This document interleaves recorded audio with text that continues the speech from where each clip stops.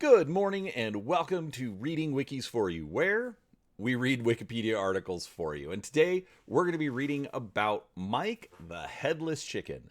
Now, as we're reading, make sure you drop a comment down below so we know what you'd like to hear next. But let's get into it. Mike the Headless Chicken, April 1945 to March 17, 1947, was a male Wyandotte chicken that lived for 18 months after he was beheaded, surviving because most of his brainstem remained intact and a blood clot prevented him from bleeding to death. After the beheading, Mike achieved national fame. He died March 1947. In his hometown, Fruita, Colorado, U.S., an annual Mike the Headless Chicken Day is held in May.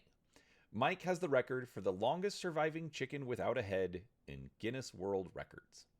Life.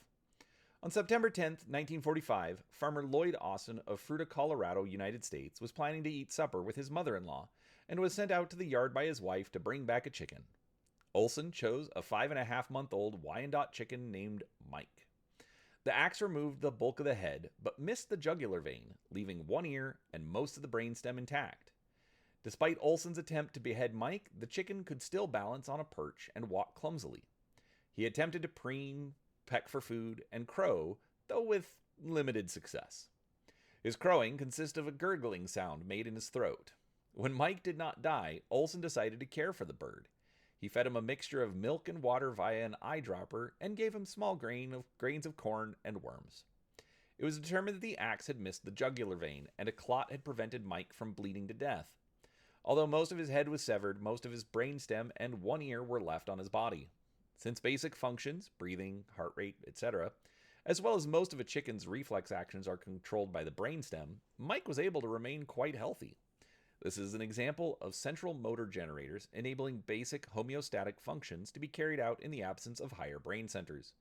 In addition, birds possess a secondary balance organ in the pelvic region, the lumbosacral organ, which controls walking locomotion virtually independently from the vestibular organ involved in flight. This has been used to explain how a headless chicken can walk and balance despite the destruction of much of the cranial vestibular system. Once his fame had been established, Mike began a career of touring sideshows in the company of such other anomalies as a two-headed baby. He was also photographed for dozens of magazines and papers and was featured in Time and Life magazines. Mike was put on display to the public for an admission cost of 25 cents, equivalent to $4 in 2024. At the height of his popularity, the chicken's owner earned $4,500 a month, equivalent to $63,400 in 2024. Mike was valued at $10,000, or equivalent to $140,800 in 2024. In March 1947, at a motel in Phoenix, Arizona, on a stopover while traveling back from tour, Mike started choking on his mucus in the middle of the night. The Olsons had inadvertently left their feeding and cleaning syringes at the sideshow the day before, and so were unable to save Mike. Olson claimed that he had sold the bird off, resulting in stories of Mike still touring the country as late as 1949. Other sources say the chicken's severed trachea could not properly take in enough air to be able to breathe, and he therefore choked to death in the motel. Legacy. Mike the Headless Chicken is a cultural institution in Fruita, Colorado, with an annual Mike the Headless Chicken Day, the third weekend in May since 1999. Events held include the 5K Run Like a Headless Chicken race, egg toss, pin the head on the chicken cluck off, and chicken bingo, in which chicken droppings on a numbered grid choose the numbers.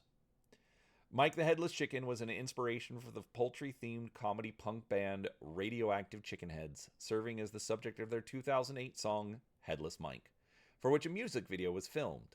The band also features a Headless Mike puppet, which is frequently used in their live shows.